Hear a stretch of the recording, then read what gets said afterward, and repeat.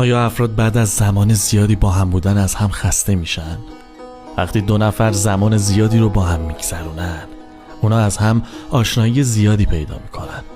ممکنه تو مسائل کوچیک بحث کنید و احساس خستگی کنید و به این فکر کنید که دیگه همدیگر رو دوست ندارید و اینکه زوج خوبی نیستید. بعدش فرد دیگه‌ای رو ملاقات میکنی و حس میکنی اون شخص واسه تو عالیه، حتی بهتر از پارتنری که الان داری.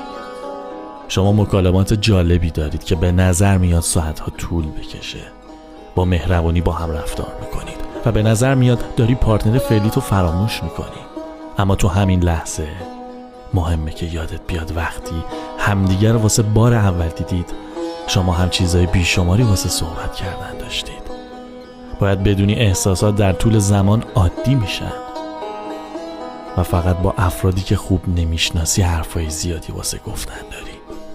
احساسای واقعی زمانی خودشون رو نشون میدن که شما هیچ حرفی واسه گفتن نداشته باشی. اگه بتونی به این مرحله غلبه کنی، هیجان به عشق واقعی تبدیل میشه و متوجه میشی که هیچی تو این دنیا نیست که بتونه پیوندتون رو